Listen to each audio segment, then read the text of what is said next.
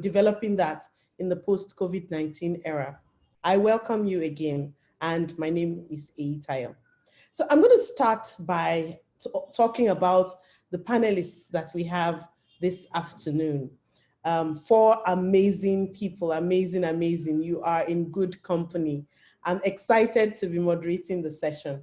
So first we have Mr. Michael Olugbemi. Mr. Olugbemi is passionately driven by the need to mitigate increasing cyber risk. Michael, he loves to implement cybersecurity solutions by performing offensive pen testing as penetration testing, vulnerability assessment of networks, and web or mobile applications. He is currently the data protection officer overseeing data privacy and protection activities in his organization. You are welcome, Mr. Olugbemi. It's good to have you here. We have Mr. Chuks Okoriekwe.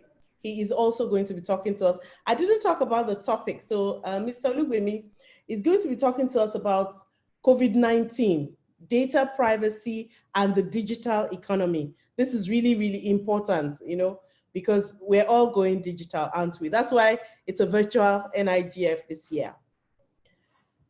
Mr. Chuks Okoriekwe. Chuks, a tenacious lawyer, thrives on innovation. His areas of interest are information technology and business. He obtained his LLB from the University of Lagos, UNILAG, as a strong believer in the power of law and technology to unlock Africa's potential. Chuks has embarked on various research activities in that regard. He's currently working on a model to promote mobile tax payment system, MTax, from revenue and taxpayers' perspective, with a view to expanding the tax net to cover the informal sector. This is key, I think. Thank you, Mr. Okoriekwe, for this. In his quest for continued development, he has developed thought leadership through contributions to leading newspapers in Nigeria on the intersection of law and technology. He's an associate at Le Law, Barristers and Solicitors, research fellow at Africa Academic Network on Internet Policy, AANOIP, Carrington, US Consulate in Nigeria, and he's a Starting Block Fellow. You are welcome, Mr. Okoriekwe. He will be talking to us about data governance and protection amid the COVID-19 pandemic in a digital economy. You're welcome, Mr. Okoriekwe. Next, we have Mr. Thank you so much. It's a pleasure to be there. Good afternoon. Next, we have Mr. Bernard Ewa. Bernard Ewa is Deputy Director, E-Government Development and Regulations at the National Information Technology Development Agency, NITDA. His previous roles at NITDA include Deputy Director, Corporate Planning and Strategy, and Head E-Government Unit. Bernard's practice area is tech policy design, very important, and governance process reforms with high impact on citizens and businesses and communities. Bernard has a strong entrepreneurial background and passion for public service. He co-founded NIIT Computer Education Center, Abuja. Bernard also founded Niche IT, a tech project management advisory firm, in 2005. Qune.ng, a big data analytics firm, and Digizens Collaborative, a civic innovation platform. Bernard is a member of the UN Global Big Data Working Group and National Technical Working Group on Mobile Big Data. He speaks regularly on the ethical development and use of big data for sustainable urban development. You are welcome, Mr. Ewa. We're honored to have you here. And he will be sharing with us on harnessing big data analytics for national development. Next, we have Titi Akinsanmi. Titi Akinsanmi is a digital policy expert focused on data and privacy, who currently serves as policy and government relations lead in SSA at Google, where she is the lead on privacy for sub-Saharan Africa. Thank you for sharing the slide on my screen. With 20 years experience in the digital ecosystem, spanning the private, civil society, and academic sector, she has directly engaged with global policy development processes, built capacity and strategy, and is enabling the implementation of strategies relating to internet governance and the digital economy. A published academic, Titi holds a certificate in English Common Law from the University of London, a BA in English from Obafemi Awolowo University, Ile-Ife, a master's in public policy from the University of Witwatersrand in South Africa, and an LLM from Osgood Law School, specializing in privacy and cybersecurity. She was a fellow at the Berkman Klein Center for Internet and Society at Harvard from 2018 to 2020. Sits on the boards of digital economy, arts and youth development related institutions, and serves on the World Economic Forum's Global Future Council on the digital economy. Titi will be speaking to us about the business of data. I welcome you all to this session, and we will go right into it. So I'm going to ask that our panelists do a 1-minute pitch. Just let's hear your voice. Just tell us a little bit about, your excitement about being here. We're just trying to get everybody, we're talking about inclusiveness. So just spend 1 minute talking to us about, what you are going to be saying. I just want the people to really meet you. So they've been listening to my voice until now. So I'm going to ask that you please just spend a minute or two and just, tell us about, even if all you say is, I'm excited to be here, that would be lovely. So I'm going to ask Mr. Ewa to go first. Mr. Bernard Ewa, please.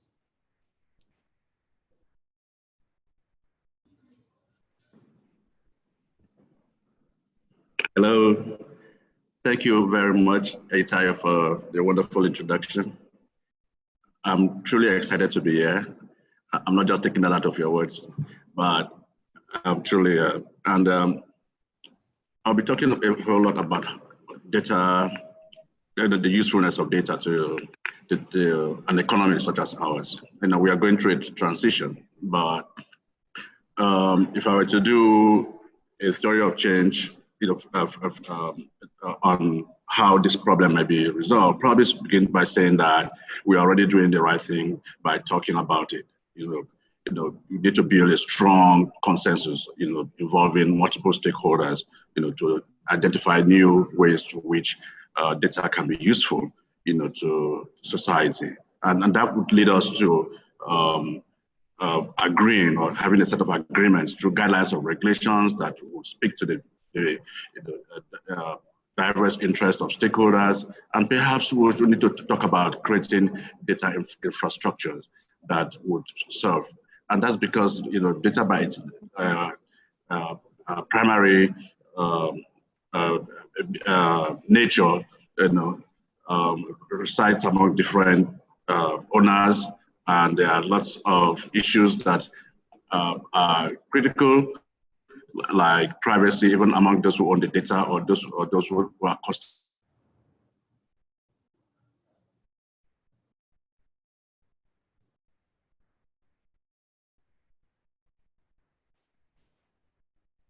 Is this me or his network? Can everybody hear me?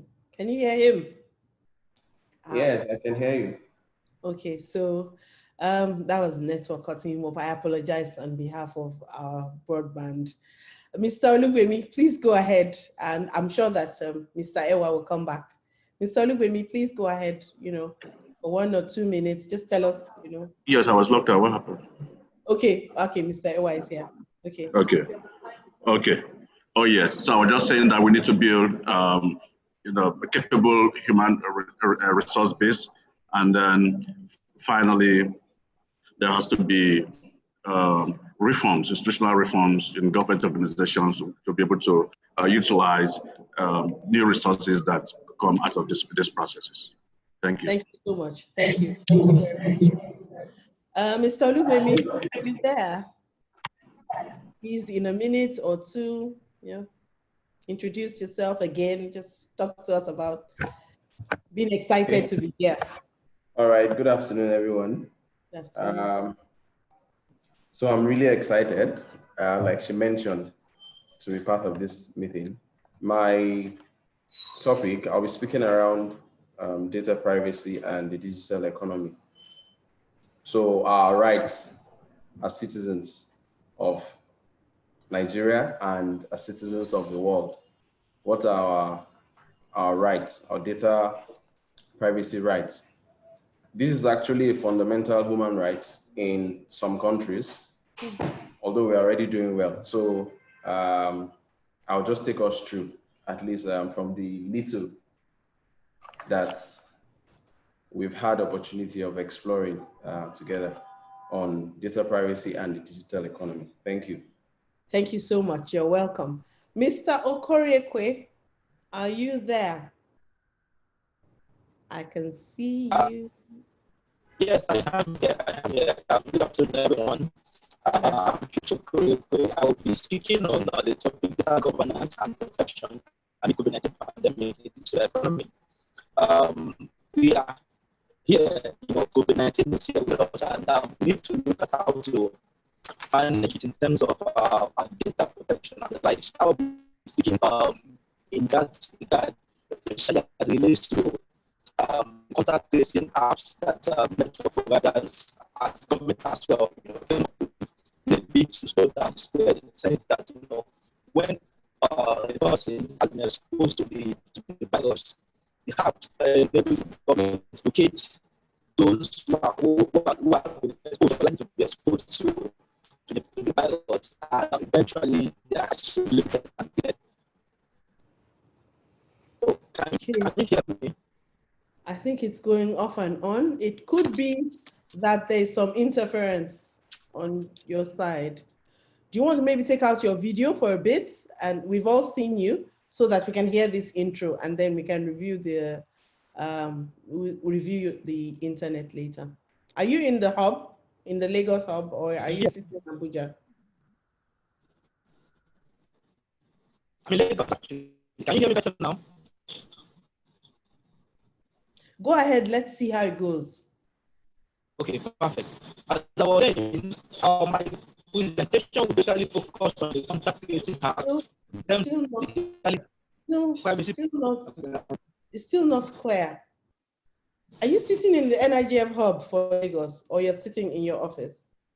Yes, I'm at the hub in Lagos. I may need to switch internet service. I'll probably join back later on to give it.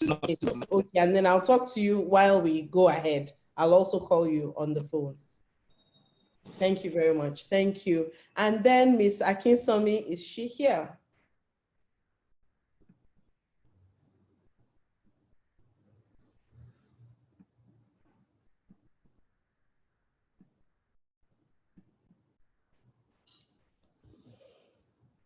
Okay. I'm not sure. So we're just going to go ahead. And yes, oh, yeah. So she's here. Hi, Titi. It's good to see you again.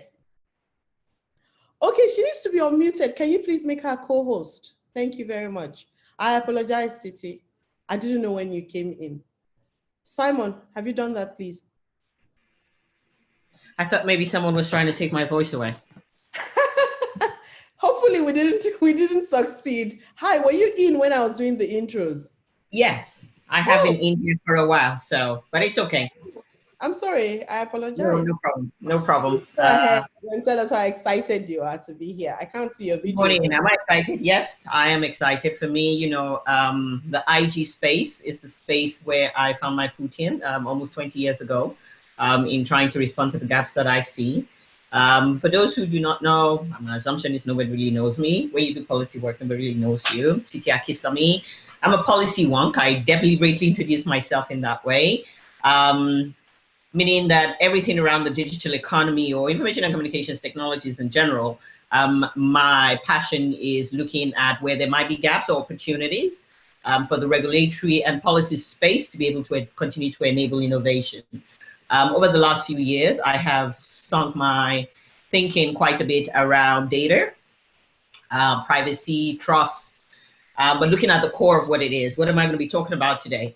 I'm going to be talking about the business of data. And I know that there'll be some people who don't want to talk in that direction, but data is business. It's not gold, right? It is not the new oil. Data is business. Potentially one of the most infinite resources we have, because with every change, with every variable that you put in, data actually changes. And I will choose, I make the deliberate choice not to agree with the rest of the gentlemen who have spoken and said, oh, we are doing well. We're not doing well. We are setting ourselves on the right part. We have an opportunity to be able to align ourselves so that we don't go through the teething problems around data protection, etc. But you know, there are many spaces in which we could do much better. So yes, we'll have a conversation around the business of data this morning. Thank you so much, Titi. It's nice to have you here. So you have listened to everyone. Mr. Okoriekwe, do you want to try again and give us that 1 minute, 2 minute pitch? Do you want to try again? Thank you.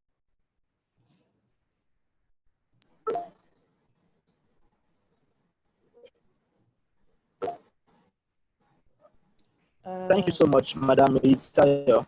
Yes, please. Okay, thank you so much. My presentation will be based on the topic data governance and protection amid COVID-19 pandemic. Simply, I'll be looking at the impact of. Okay, go ahead. Let's see if it gets better. I'll be looking at the impact of the COVID-19 contact as it relates to privacy and data protection of users. Okay, thank you very much. Thank you. You're welcome. Thank you. Yes, I think that I'm going to have to ask you to turn off your radio so that we can get the actual content. To turn off your video, to do just audio so we can actually, you know, be enriched, because that's why we're here. Yes. And because I am a woman and this is how we do, I'm going to ask Titi to come first. And please, you know, spend 10 minutes. You have 10 minutes to just, you know, share with us. And I like her approach, because sometimes when we think that we've done all and we think we are doing good enough, well enough, we may not put in as much effort as we should put in at this time. Like she said, we have an opportunity, and I would really like to invite her to come and tell us about that opportunity that we have to monetize data. Thank you. Titi, you have the floor. Thank you very much. Do I have an opportunity to be able to share a presentation? I promise you it's not long. It's just a few slides. Let it get us talking. Okay. Can I, how do I, no, not how do I should know how to do that. So I'm going to share my screen. For all the participants in here, don't judge me by the number of tabs that I have open. I firmly believe we're all guilty of that. Okay. All right. So I'm talking about the business of data. Can we see my screen, correct? Yes, we can. Awesome. You know, I've had the opportunity over the last, it's about 12 months now, about a year, of serving on the World Economic Forum's Global Future Council on the digital economy in my individual capacity. And part of what we've been spending our time on is actually looking at the business of data. And I mentioned in my introduction that I know that there are certain folks who instantly don't think of data in terms of economics, but at the core of it, data has an economic value. It has a commercial value. At the core of it, it has value really. Whether you then choose to be able to draw that value out in a commercial sense, in a social sense, or you know, just completely not in any way draw the value out, is left not just to societies but to governments and to individuals based on the choices that they make. So over the last year, particularly in the last, you know, through this pandemic, about 4 or 5 months, I was able to contribute to a paper. If you go search for World Economic Forum Business of Data, you will find the full paper there. But before I talk about the business of data, I wanted to be able to talk real quick around, you know, the digital economy and digital transformation strategy, because I think that's what is at the core of it. A lot of governments, and in our case in Nigeria, we've been doing quite a bit of work not necessarily as the government, but as a society as a whole, to harness the potential that's in the digital economy. From new startups every day, like our Eden Life. I don't know how many people know about our Eden Life, but absolutely love our Eden Life. What they do essentially, they make it possible for you to be able to call out using an app, using the power of technology, from getting if you have a garden, sorted, all the way through to being able to get a meal, through to having new fintech emerge, from folks like organizations like Flutterwave, all through to emerging ones as well. Now, here's the key thing. Undertaking digital initiatives alone does not translate to tangible impact in terms of digital transformation. Significant effort needs to be put in place to translate that into benefit. And many organizations and governments continue to struggle to translate the execution of digital transformation strategies and programs into tangible and measurable impact. And this, I used to buttress my earlier point where I said that, are we doing well? I think we are on the right part, but I don't think we should start painting ourselves as doing well until we've actually gotten to the point where we can actually see tangible and measurable impact. And, sometimes it feels like we're going a bit, too slowly for the technology sector, but I'll speak to that a bit later on as well. Part of the above is based on non-agreement on what digital transformation actually translates to. Does it then mean technology in every organization, in every agency? Does it mean data localization? Does it mean data protection? Does it mean cybersecurity in a very significant way when it comes to national data or individual data? What does that actually translate to in our locale, and how it interacts with end users and all of that?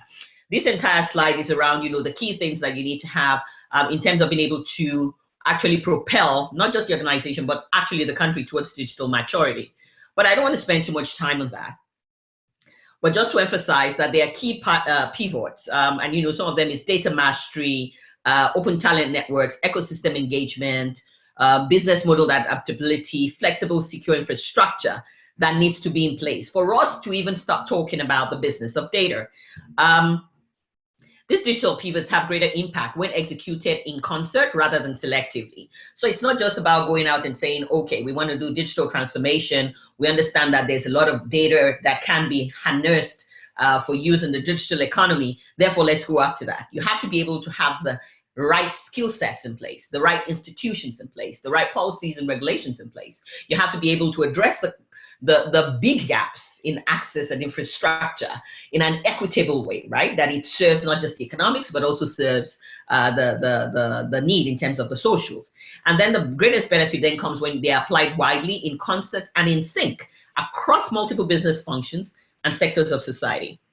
So, business of data. We know this, we all know this. As we are sitting on this particular session, we are actually yielding vast quantities of data. It depends on what you want to be able to do with it. Let me give you some numbers. Intangible assets, including data, constituted 84% or $21 trillion of S&P 500 company value in 2018. Now, that might have been hit, you will think, by the pandemic. But I think a lot of us are aware that, the big ones are actually making significantly more than anybody expected in this digital times where, COVID has meant that more people actually spending time online and away from face-to-face. Case in point, who's the wealthiest person right now? Jeff Bezos. How much has his, wealth actually increased? Significantly, including for his core business, Amazon and fulfillment. So most of this data sits in private hands. And, by 2025, 80% of data worldwide will reside in enterprises. Let's take a step back and think about that. 80% of data worldwide will reside within enterprises, not within government, but within enterprises. And there will be almost 30 billion connected devices 2 years from now. I'm not saying 5 years from now. I'm not saying 10 years from now. 2 years, 2023, right? Plus or minus 2 years from now. More than 3 times the global population and up from almost 19 billion in 2018. Now, this is why I said earlier on that data is not gold. It is, there will come a time, I already saw a report yesterday while I was prepping for this, that said that how much gold do we have left to be able to refine out of the world? It's not oil, because oil is finite. Oil has different impacts, right? data grows. On this slide, and I think I shared this in an earlier presentation, I believe last month, where I said in 2020, every minute of the day, meaning every 60 seconds, if you can actually just spend 10 seconds of my 10 minutes, just looking at this slide, Reddit sees almost 500,000 people engaging with content. Netflix, I don't know how many of you have been doing Netflix Nigeria and enjoying Nollywood, right? Like never before. Every 60 seconds, and this is now dated. Technically, this is a month ago, but it's now dated, this slide. Almost 444 hours of video is being watched. Instagram, the numbers for Nigeria are absolutely astronomical. YouTube, users upload over 500 hours of video every single minute, meaning in 60 seconds, 500 hours of video is being watched. Think about it. How many hours of video can you actually get out? Put it in number of days. That happens every single minute.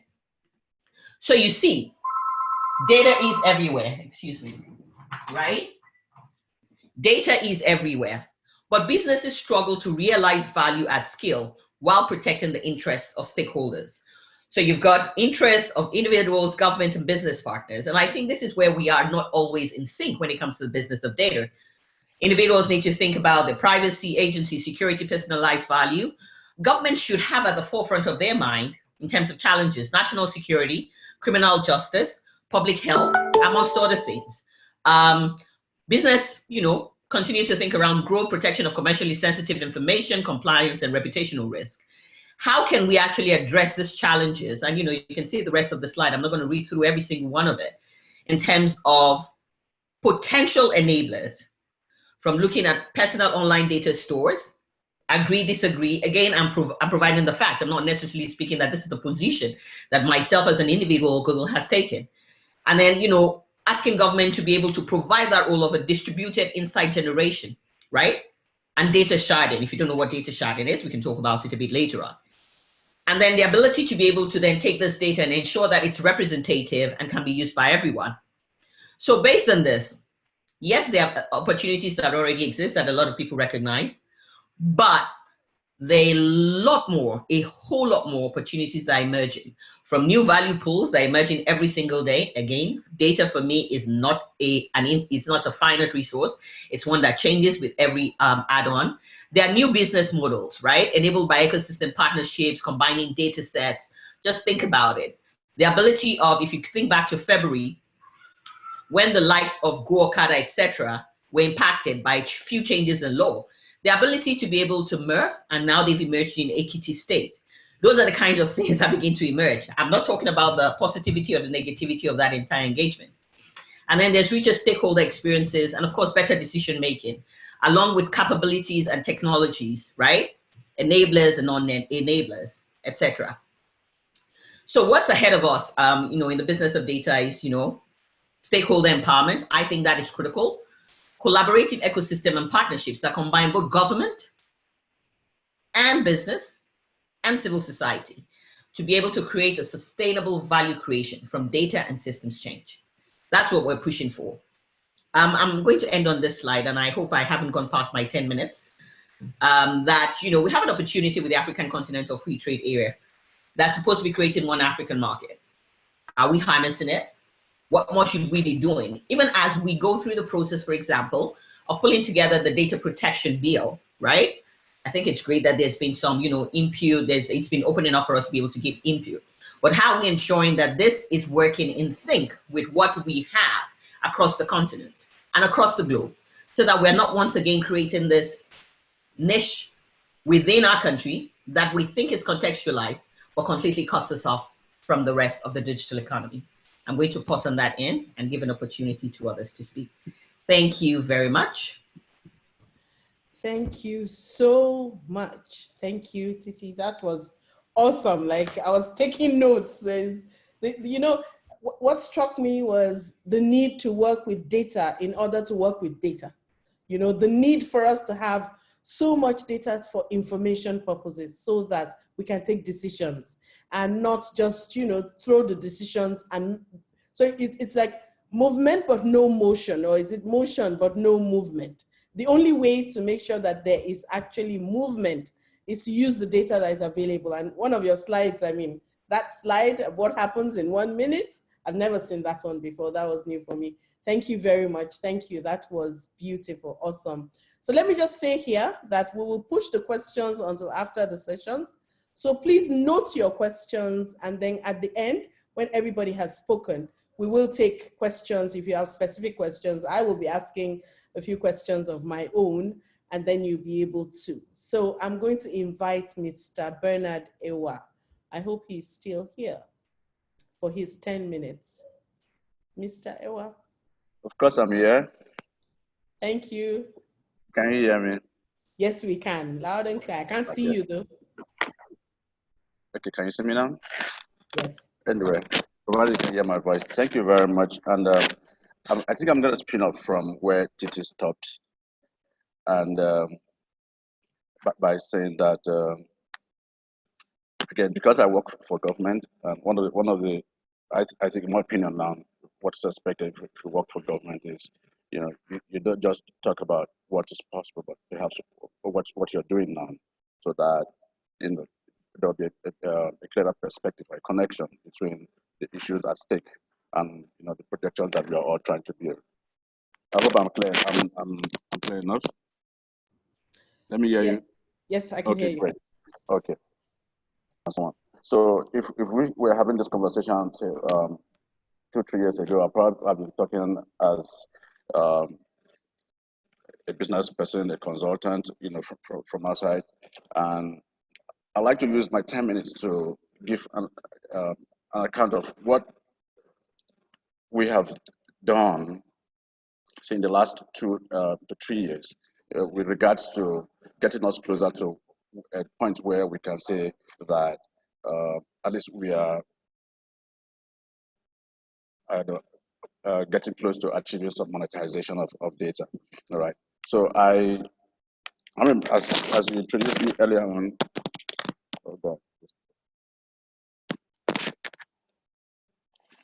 I am a member of the UN Global Working Group on big data, and one of the things that body is focusing on is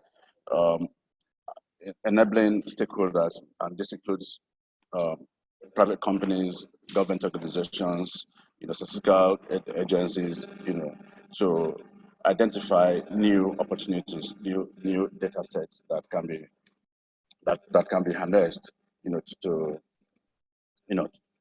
create more value. So on the mobile phone data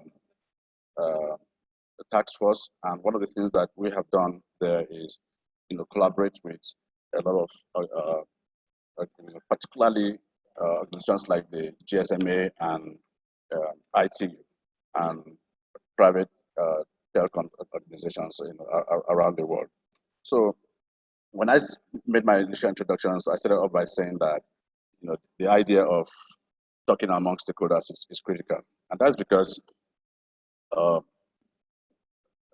there isn't a silver bullet around how we can harness data. It comes in different forms, and of course there are traditional data sets, there are traditional methodologies that have been in place before now that needs to be incorporated with new data sources that we have, right? And of course there are also issues of trust and privacy, or even agreeing on technical methodologies that to be adopted, particularly when you're dealing with organizations that have different technology infrastructures and so on. So that idea is important, and that sets the tone. So what did we do? Sorry, Mr. Ewa, I just want to say that I think that your movement is distracting a little. So if you just, yeah, because there's some static on the line. I'm not sure where it's coming from. Okay. Just so that we can hear you clearly. Thank you very much. Okay. All right. So in Nigeria, we started off working on achieving this goal with the mobile phone data, and we built a broad-based community, including the telcos in Nigeria, virtually all the telcos in Nigeria, the regulatory organizations, and and other government institutions, including statistical agency like the National Bureau of Statistics, and that gave us a sense of what we might do, how we might approach the task of using mobile phone data for official statistics. And then we went on to look at key issues around that process, including commercial models, how the private organizations can work with each other and still achieve a common goal of providing governments with new resource. We also looked around the issues of policy, and so when we evaluated the policy that existed, like the data regulations policy, we identified gaps, and these gaps not so much because that's so much because you would find out that when you want to go into the business of commercializing or monetizing data, you have to think more around the value that's accruable to multiple stakeholders, including the telcos and government and so on. So there are, of course, the other considerations when it comes to regulation, some of which I just mentioned, like how to ensure that the privacy of participating organizations are protected, and also that's of the individual, and then also the issue of getting organizations to work together, how do they trust each other, and so on, or how would data be shared among organizations. So that is as far as creating or the regulatory instruments back up movements like this. Let me just go back to the broader objectives of using big data for development. That mobile data is not the only data. I mean, there are other data sets that national entities like Nigeria need to be looking at, including transactional data that is derived from electronic activities, even social media data that holds a lot of value, for policy making, yes, and so on. And of course, some other data sets that have been with us, but whose volume has increased as a result of the environment we're operating on right now, like satellite and geospatial data. So the key thing is, how do we bring all of this into the new environment, combine them to give government organizations and indeed the private sector players the opportunity to make such data available for the public good, at the same time draw value from it, for the bottom line. Then, of course, there's also the issue of capacity development, or capacity building. Sorry, not development, right? Finding the right sets, that'll be able to take advantage of this new opportunities. Now, one of the key reasons why capacity building is important is that the new data infrastructures that are necessary to support this process, require high-end skills. We also need, people with the skills to be able to reuse this data, to create, a value on products and services that are essential for both government and the private sector. All right. So consensus building around a broad range of issues that are important to the business of data, creating, regulations that fit into the unique data sets that are being used, because for mobile phone data, for instance, and the type that is commonly being referred to, comes anonymized, so the issue of privacy is reduced. But however, it still belongs to somebody, somebody is generating that data, somebody has custody of that data and has responsibility for its protection. So you still need to have very sound regulations, and you also need to have to agree on how or the processes or methodologies that you have to be employed to to process such data, and how that will be made available to different organizations. Right. So I give an example. All right. So when you process mobile phone data, for instance, you can produce population mobility statistics and even tourism statistics. This can be useful to, a broad spectrum of organizations, including those, for instance, in Nigeria, where we have the National Population Commission. So rather than relying on 10 years data, to compute data, population statistics, or decisions on that, you can easily achieve dynamic population, that can be even on a daily basis or weekly basis or monthly basis, as the case may be, and that gives you a better insight on decisions to be made. For instance, if the gentleman here, Michael, who is from the Abuja electricity company, may be interested to know how to distribute power in a high density area like we say in Abuja. So household population statistics that is generated on a dynamic basis, provides better insights than 10-year population data that we are used to traditionally. And that same thing goes on to other sectors like urban redevelopment or road construction.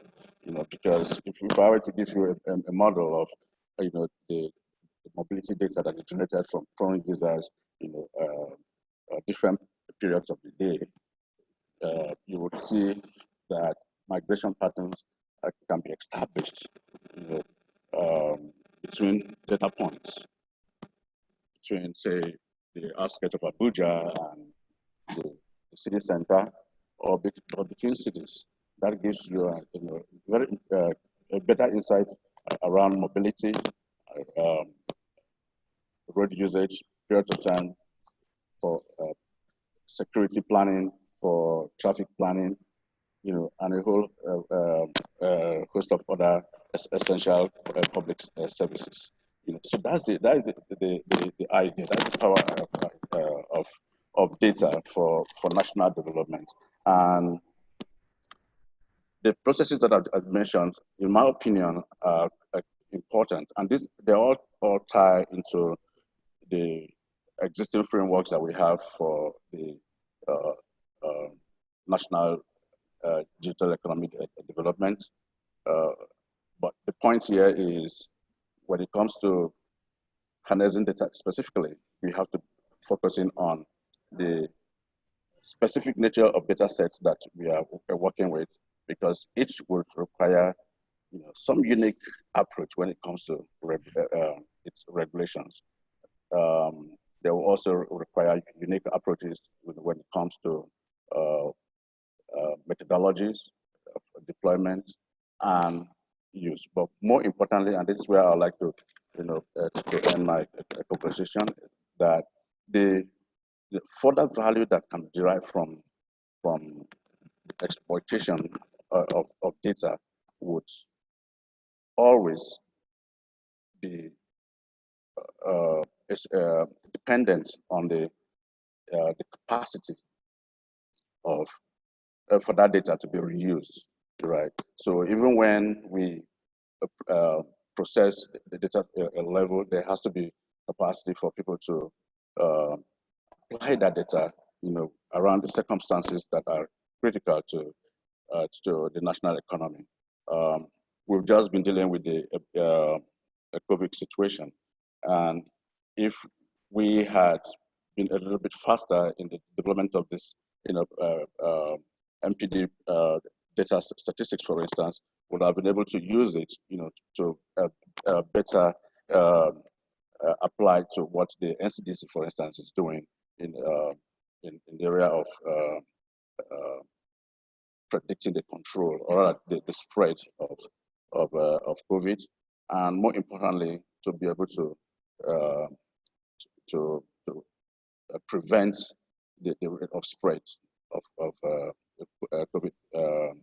COVID within the country. So that is just a brief overview of some of the areas that we can usually use data, for the national economy, and also an idea of the processes that I consider important for us to do that. Thank you. Thank you very much. Thank you very much, Mr. Ewa. Thank you for that. We appreciate that. Thank you. We've learned a lot. I am one, I've always asked myself, so these multiple data collection points, isn't there a point where we will start to merge them, we will start to align them together so that we can use them? And I'm excited to hear about security planning. I'm excited to hear about extrapolating population. I mean, these are key to our development as a country. And if we don't have data, then we cannot develop. So yes, this conversation is very, very key. Thank you very much. Mr. Okoriekwe, we're going to try listening to you with video, and then if it's, if we can't hear you, Mr. Okoriekwe, are you there?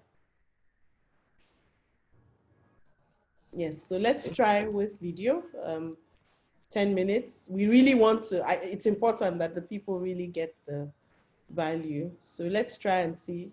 Is the network better now? Can everyone hear me? For now, yes, you can. I believe, oh, perfect. My presentation basically is on data governance and protection amid COVID-19 pandemic in the digital economy. I think you still need to take off the video and let's see if that works, because we still can't hear you. Turn off your video and let's see if that's okay. Please go ahead. Is it better now? We can just go ahead and then we see. Okay, perfect. My starting point is to look at why is data governance and protection important. You would agree with me that data governance and protection plays a key role in determining trust and accountability in the digital space. Now, delving into the pandemic, there is a need to ensure that trust and, of course, accountability is engendered between both the government and, of course, the citizens. And COVID-19 has actually accelerated quite a lot of things.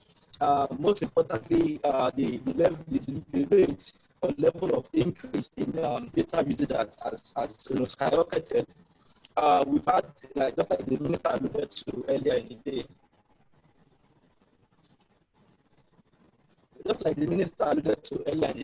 internet usage globally witnessed a surge. Yeah. I think he should use the mic from his PC, not the headset. Okay. Can you try that? Can everyone hear me now? I guess the internet is. No, it's not the internet. Can you use the mic from your?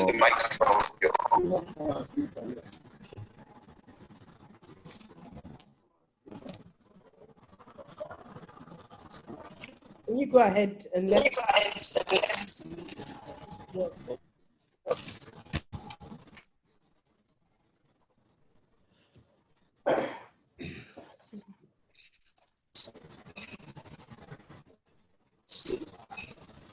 Can you hear me now?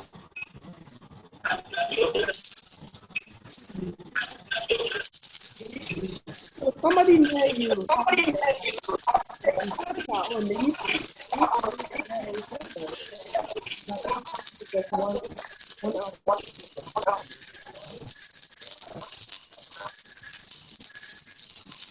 I'm going to ask the technical person to assist you, Mr. Okoriekwe, while I go to Mr. Olugbemi. Thank you, Madam Edith. Thank you for that. Thank you, ma'am. So I'm going to ask that the team would support him, and then I'm going to ask Mr. Olugbemi to please give us his session while we deal with that and try and solve it. I apologize. We will get to it. Thank you very much. Thank you for your patience. Yes, Mr. Olugbemi, you're muted. Okay, thank you for the opportunity. Thank you. So I'll pick up from where Mr. Bernard left when he talked about the exploitation of data. So this is true, of course. It's not just for those Fortune 500 companies alone. I mean, every company, of course, can profit from data. And then that's why there's a need for data governance. And of course, we're talking about data privacy and the digital economy. That being said, so last year, we've had this, this whole conversation.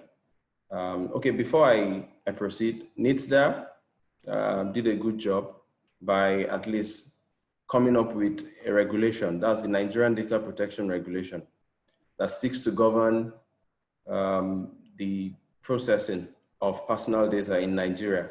So it seeks to govern what Nigerian companies or foreign companies, so long as they are doing business in Nigeria, it seeks to govern how they transact data, how they process data, and exactly, they just want an oversight on what they're doing with our personal data. So before the advent of the GDPR from Europe, there's really been no form of governance in Nigeria. I'm talking about Nigeria now. Elsewhere, we have one or two legislations in place to govern how people interact with personal data of citizens. And upon the successful completion of the draft, which was introduced last year, January, we had at least some form of regulation or guide for companies here in Nigeria to use personal data of citizens here. So late last year, there was some uproar regarding what some foreign companies, IT companies, were using the personal data of Nigerians for. And an example was Truecaller. There were some rumors that they were how do I call it? Not warehousing now, but they were selling personal data. They had access to conversations and quite a number of things. But NIRA went ahead to check, and they were able to issue some guidelines on how they should conduct their business here in Nigeria. At which before then, there was no option for Nigerians to unsubscribe from being monitored by Truecaller. So Truecaller's database, whether you like it or not, if you've been on Facebook and some other social media sites, you would automatically be in their database. So after that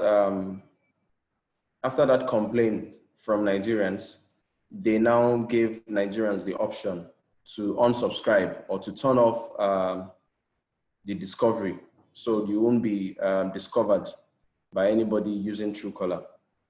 So fast forward to this year, there's actually been quite a number of things going on in the privacy space. First, it was the United States just about to place a ban on TikTok if it doesn't give quite a lot of the ownership to US companies. And apart from that, India also, some months ago, issued a circular about 59 apps, Chinese apps, that have been banned. So I believe if there's no value from the data being generated by these companies from their mobile apps, they will not continually collect or process the data via their apps.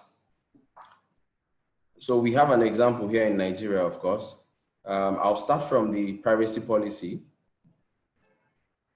This is one very important thing that by law is required, that once you're processing or you're collecting personal data of anyone, you should let them know what you're collecting, how you're collecting it, and what you're going to be using it for. So, but unfortunately, most of us really don't have that time to go through those privacy policy. So just like the typical example we have when we go to fill account opening forms, the terms and conditions are written in very small ink, almost ineligible. You can't see them, or you really don't have the time. You just go ahead and append your signature. So the same thing happens with the mobile apps that we're using, and most of these mobile apps are not of Nigerian origin. So I took out time to just go through one of them, one of these Chinese apps. So I'll just quickly share my screen to just take us through. It's going to be practical because most of us install apps. Just give me a minute.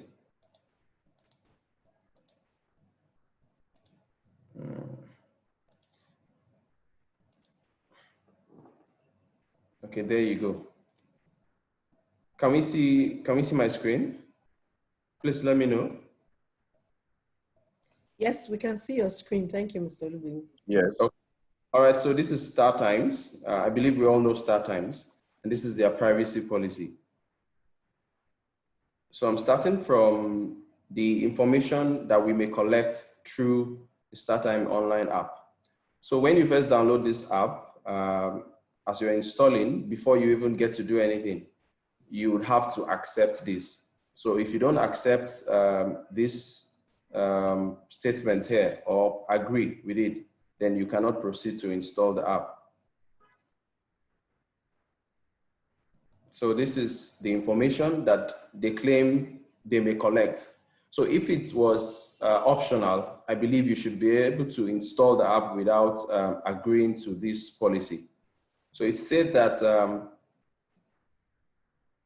subject to functionality of a particular StarTimes online app, we may also collect additional information through your use of a mobile app, including 1, your phone number, any name that you might have assigned to your device, your contacts, address book, your web browsing history, information concerning other apps that you have downloaded or used, other stored information on your device, such as videos, photos, photo location, audio, calendar, passwords, dialer, microphone, and other social network credentials.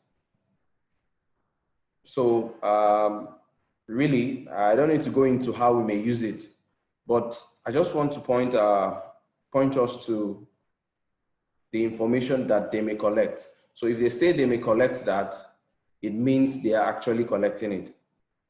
So tell me what they want to do with your address book, your contact. So this is supposed to be an app that connects you to their platform for you to watch your programs. Maybe you're away from your TV set, then you can watch this on the go. So I was wondering what they would need my browsing history for. Videos, my photos, my audio, passwords. Okay, that really struck me. I was wondering what they needed my passwords for. And then they needed access to my dialer, to my microphone, and my social network credentials. So this really validates the point, of course, that data economics is very important. If these companies are not benefiting from our data sets, there's really no way they will put up all this. So I just want to stir up an awareness that we need to know our privacy rights, first of all, as Nigerians. Before using any mobile app, not just the mobile app, I want you to be aware, even the banks, we look at how having multiple databases has not helped Nigeria. From the recent pandemic, having to just scatter data sets across the different parastatals or different collection points, this has really not helped us, which was largely due to the fact that we don't really know our privacy rights. So we as citizens need to know that we have rights to accept or to disagree on who we give our personal data to. Now, at least we are aware that they are making money from it. The last one I would also want to talk about is this mobile phone, this cell phone provider, Techno. Okay, so most of us are familiar with Techno. Since 2018, they've introduced their own operating system, which is it's built around the Android operating system. But it comes with a lot of bloatware or hardwares, which we have no right or whatsoever on stopping those adverts from being displayed. So you notice the moment you put up your internet, once you put on your internet, you begin to see adverts without your consent, without any form of method to disable these adverts. So I must also let us know that, of course, yes, they're making money from all these adverts, which is really against the ethics of doing business. In as much as you have paid for your phone, I mean, you purchased your device in full, you paid in full, there's really no right that they have to further make money from your usage of the phone. So in summary, I just want us to know that we have rights, we have privacy rights as citizens. With the advent of the Nigerian Data Protection Regulation, we will, of course, as it proceeds, it's currently up for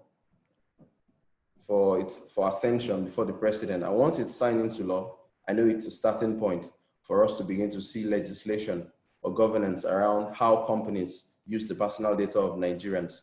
So I want us to just take up the responsibility of scrutinizing the way we use mobile apps or the way we use social media, because we really have the control over what we post out there. Okay, so thank you, Madam Tayo. Thank you so much. Thank you, Mr. Olugbemi. This was mind-boggling and eye-opening, and I was here like, okay, really, what would StarTimes, want to do with, voice, mic, my contacts? And this is really a point of responsibility. We all now need to take responsibility and not just take agreed. Now, many years ago, I used to diligently read through everything. I think I was working in contracts then, so it was part of my job and I didn't see it as anything. I have since relaxed, and I can see that from Mr. Olugbemi's presentation, I need to pick up that skill again, pardon me. So thank you very much, thank you. These are very pertinent. These are important conversations. I noted the use of the word collect and not just might have access to. These are small nuances that we all need to start to, take note of. Thank you, Mr. Olugbemi. So thank you, that was a good session. I believe that Mr. Okoriekwe is now ready. Shegun, he's been supported in the hub.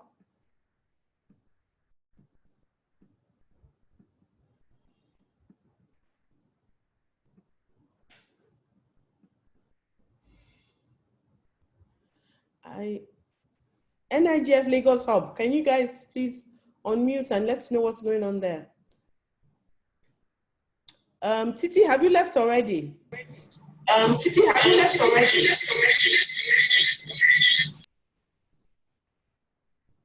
Unmute, not your speaker. Yes, please. Is he ready now?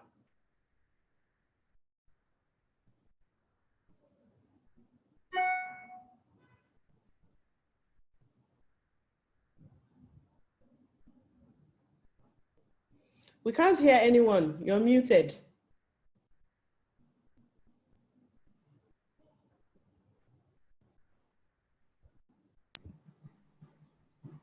Can you hear? It's muted again.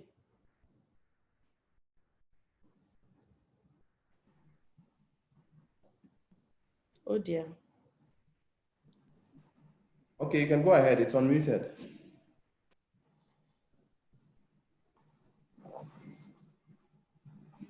So is Mr. Okoriekwe there now? Yes, I'm here now. Good afternoon, everyone. Good afternoon. My apologies for the technical glitches. I'm ready for the presentation now. Please go ahead. Thank you very much. Thank you. As I was saying, basically, I'll be looking at data governance and protection. Actually, I have a slide, but we may not be able to show it. So I'm just going to follow through and read a bit from the slide. I'll be looking at data governance and protection amid COVID-19 pandemic.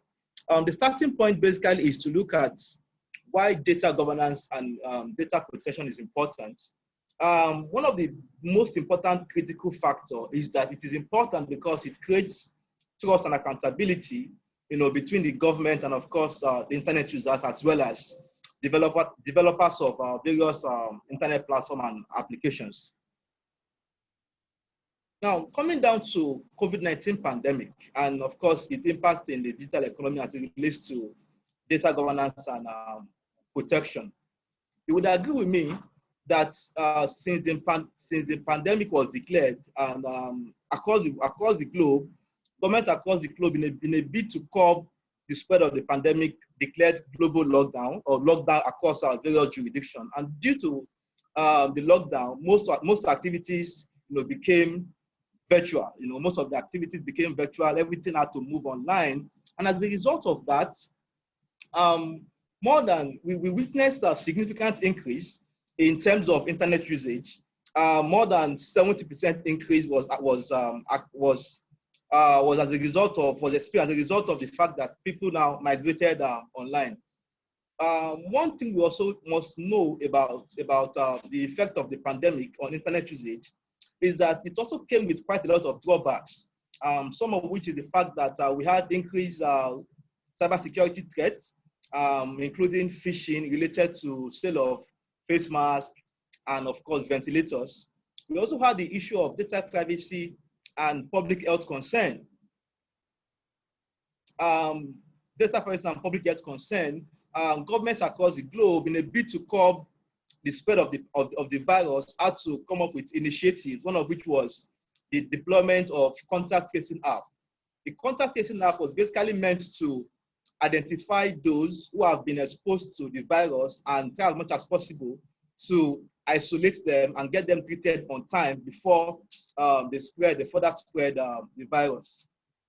One other drawback as well is the fact that because most activities migrated online, it created a strain on digital infrastructure, just like we witness here today. Internet access, although many may have internet access, but what is the quality of that access? Our digital infrastructure or internet infrastructure has experienced a huge strain, given the fact that many activities have migrated online. Now, the other part of my presentation basically will be looking at the contact tracing app, trying to draw a balance between data privacy and public health concern. And now, in a bid to slow down the spread of the virus, it became important to trace and isolate those who have been exposed or tested positive to the virus. Several mobile applications were developed by government. Most importantly, the Singaporean government developed and deployed what was known as Trace Together, an app to trace those who have been exposed to the virus. We also had instances of tech giants like Google and Apple, providing source data, including exposure notification, just to ensure that users of their devices or their mobile phones, their devices have access to know whenever they are close to someone who has been exposed to the virus. Now, the bigger question, which many at that time could not readily answer, was the fact that, given the fact that such data, are medical records. Now, are medical records of these individuals, are they protected? Are these data protected under extant privacy and data protection laws? Well, while some argue against that, saying that it's not protected, others argue that it constitutes a medical record at the same time, protected by privacy laws. So I'm going to be delving into the legal framework a bit, given the limited time I have to discuss this. We understand that privacy is a fundamental right guaranteed and protected under Nigeria's constitution, and in particular, Section 37 made provision for this fundamental right. However, in addition to that, the national health rights, having established that those data constitute medical records worthy of protection under our various privacy laws, the National Health Act, 2014, also made provision for the protection of these rights. Pursuant to Section 26, it says that all information concerning a user, in this case, the patient, as the case may be, including information relating to his or her health, treatment, or stay in a health establishment, is confidential and can only be disclosed by the consent of the user, of the patient himself. And of course, where there is a law mandating disclosure, such information or such data is liable to be disclosed. Also, in cases of serious threat to public health, I want us to note that whenever there is a case of serious threat to public health, the law mandates or allows the disclosure of those privacy information or data. Now, for any disclosure to be made, it has also to be for legitimate purpose. It has to be for legitimate purpose. This we can find in Section 27 of the National Health Act. And then additionally, Section 29 of the National Health Act also mandate those in charge of health establishment. And in this context, we can say health establishment can mean those developers or those innovators that have come up with these contact tracing apps. Establishments to set up control measures to prevent unauthorized access to these health records. The law imposed on them the responsibility to ensure that the privacy of the patient or the user in this case is guaranteed and protected. Also, like we all generally know as well, the Nigerian Data Protection Regulation also impose privacy obligation on data controllers to ensure that patient's information, is adequately protected. Now, the question now is, are there exceptions where government can disclose health or medical records of COVID-19 patients? Before we delve right into that, I just quickly want to say that the rules of professional conduct, even for medical and dental practitioners, recognizes the fact that the conversation between the medical practitioner and the patient is protected by medical doctor-patient confidentiality. So the medical doctor is under obligation to ensure that this confidentiality is maintained at all times. We can find that as well in Rule 44 of the Professional Conduct for Medical and Dental Practitioners Council. And now delving back to the point we earlier raised about whether there are exceptions in cases where the government can disclose this privacy, this data of patients. Section 37, which, like I've said, guarantees right to privacy of everyone. However, such right to privacy is not absolute. There are exceptions where government can qualify the enjoyment of such right or benefits to users, or in this case, to patients. One of the exceptions is contained in Section 45(1) and mostly relates to instances of interest of defense, public safety, public order, public morality, or public health. It is also, however, important to also note that the Quarantine Act of 1926, which gave the president the powers to declare lockdowns, the powers to isolate infected patients, also has provisions whereby people who are infected can be isolated or mandated to be isolated and treated before having them rejoined the rest of the society. And then conclusively, developers of COVID-19 contact tracing apps, are reposed with the responsibility of protecting medical information, which is data obtained from users, in accordance with extant laws, except where users expressly consent. Now, issue of consent is key and it's important. Reading through all our laws on privacy and protection of users, it is essential that consent of the user is obtained. That is why, in most cases, most of these app developers in their privacy policy usually have a consent clause, which in a way grants them consent to have access to our medical records, our medical data, and of course, that consent may also extend to having it published even by a third party. Now, consent must be obtained and in accordance with even Section 7 of the Nigerian Data Protection Regulation. However, like we earlier observed, Section 26 sub 2 of the National Health Act protect developers. Now, in terms of data governance and how developers can make use of data obtained in the course of interaction with their medical apps or in their contact tracing apps. In cases of serious public health threats, which of course COVID-19 presents, medical apps developers, or as the case may be, contact tracing app developers are protected in disclosing the medical records or the medical history of those who are infected or those who are exposed to COVID-19 virus. Thank you very much, and happy to accept or happy to hear our thoughts and questions. Thank you so much. I was just, I'm stuck between allowing you to talk so we can get value, and then we really need to go. And I would like to at least do one question for each of the panelists. There are no questions coming from the house. So the first thing I wanted to ask, and I've listened to you around the law and fundamental human rights, National Health Act. I wanted to ask, what would be termed as legitimate use of this data? So I'm talking from the legal point of view now.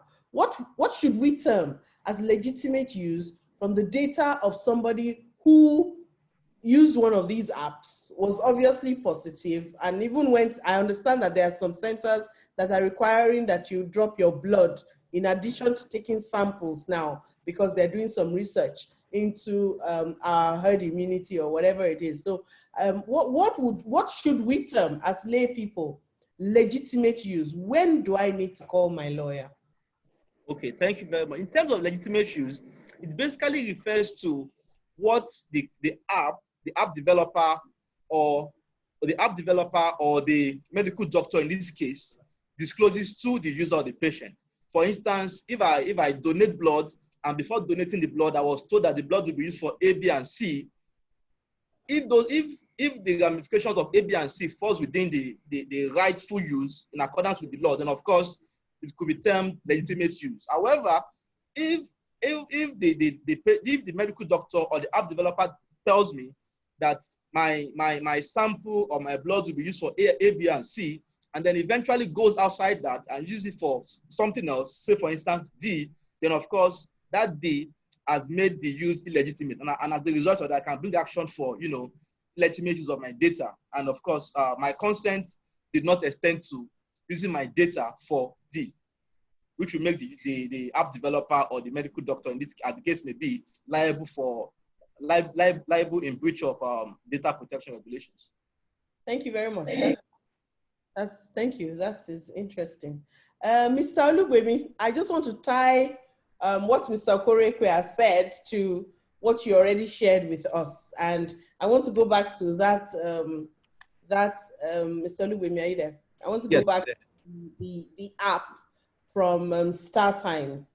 Now, considering that the amount, the caveats that they have put there, just the number of items of my privacy, how much of my data is being mined by the downloading of this app?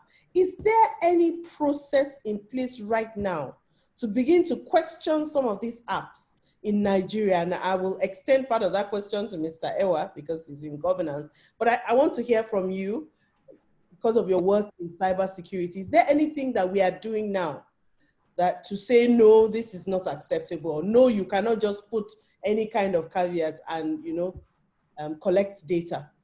Okay, so in terms of governance, thank you very much for the opportunity to speak. In terms of governance, at the moment, it's still work in progress. The Nigerian Data Protection Regulation that we have is currently, it's not sufficient enough, being that it's not a bill, like it's not been signed into law, although there are mechanisms in place, although Mr. Bernard will speak more on that since his agency is handling that. There's still a need for a regulatory agency in terms of a commission that will oversee the implementation of this. So this commission should have the right to investigate any company, any IT company where there's a complaint. So now, of course, we've raised this issue that Techno are collecting personal data that is not expected. StarTimes are doing the same. So we need a governing body to enforce penalties or go to check. They can go and investigate, and if it's true, they should issue sanctions. So it's not news again that Google, Facebook, and the rest of them are paying fines heavily in Europe because of some terms or some unlawful usage of personal data of European citizens. So the same thing, I believe, will apply to Nigeria due to our policies. As we come on board with policies that are relevant to Nigerians here, then we should just put aside bureaucracy and whatever things we are benefiting from such companies, probably their governments, we should go ahead and look at the benefits. I mean, how does our personal data as Nigerians benefit these countries or these companies? Thank you.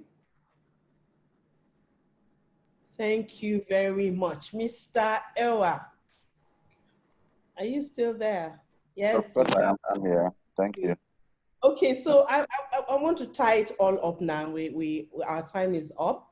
Looking at the conversations that we have had, so key among those conversations, the apps that we have access to as a country and as people in a country, particularly the mobile apps, and then in terms of the amount of data that is being put into the small prints, as Mr. Olugbemi has said to us, you know, the print that we don't read.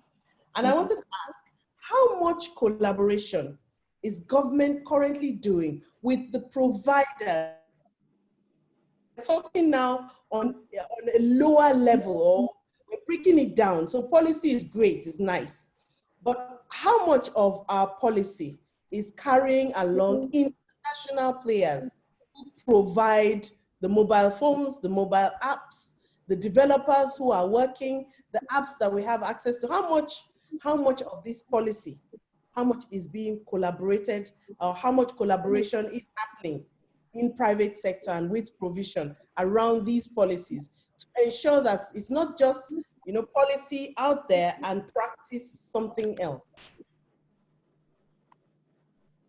Thank you. So if you are conversant with the Nigerian Data Protection Regulation, it makes provision for data processing organizations, you know, to be appointed by companies, you know, to look or provide the kind of surveillance, that NIRA requires. You know, so DPOs that are licensed by NIRA, you know, are the ones who carry out those surveillance or audits, you know, in the more general terms, you know, of organizations, making sure that these organizations comply with the regulation. But beyond that, NIRA also undertakes its own surveillance, you know, making sure that organizations are checked or reviewed. Now, the issue is that because of the nature of this business transaction. So you would have multi-jurisdictional issues, particularly organizations that or other apps that they are used in Nigeria, but are not necessarily Nigerian registered and so on. But the issue is, irrespective of where you are located, as long as it is being used by Nigerians or the data of Nigerians involved, it gives Nigerian authorities the right to protect its citizens. And I think that is the central issue of this data sovereignty we are talking about here. It's not so much as the it's not only about where the data resides, but the idea that a national entity like Nigeria wants to be able to have a level of control or even governance around data that concerns its citizens, or data that is generated for the purpose of being able to put through the process that will be able to not only protect but also yield value to its economy in general. Yeah. Thank you very much. Do I still have Mr. Akinsanmi here? Titi, are you still here? She did excuse herself earlier. I'm just checking if she's still here. I had one question I wanted to ask her, but okay, some other time we'll catch her. So thank you everyone who has been here. I was going to spend some time talking around what we've heard today, our own responsibilities, how we should play, the kind of questions we need to start to ask. So yes, there is policy and it's being driven, and that's great. But there is also the fact that we should take responsibility for what we access, what it says, what it asks us, and then we should be more involved in the build-up to policy. So there are conversations going on, like this conversation now, going on regarding how the NDPR, when it is signed in, how it is going to work, and the concept of data and all those concepts, all those policy concepts. Then we've listened to Titi telling us about the monetization of data, the sheer numbers. I mean, I was looking at 30 billion connected devices by 2023. That's just 3 years' time. 30 billion connected devices, the sheer number of data and what it can bring to the table means that in the next 2-3 years, as she has said, the conversation will not be around oil. The conversation will not be around gas or gold. It will be around data. And I hope that, spending time in this session, you have started to see data sovereignty and monetization in a new light. And I hope that this will drive your engagement with data. And for those who are responsible for data, this will increase your sense of responsibility regarding the data that you have access to. I hope we'll see you at 2:45 in the plenaries. It has been an amazing day. Thank you for joining. God bless you. Have an amazing day. Thank you for doing a very wonderful. Thank you, Madam Tayo. Thank you.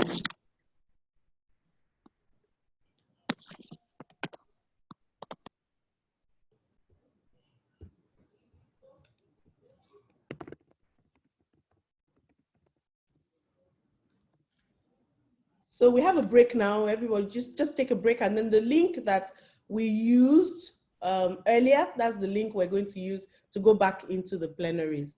So please join us. We have a 15-minute break, and please join us then. We'll reconvene at 2:45 p.m.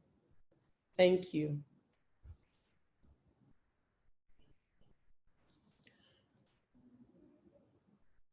Simon, you can end this, please.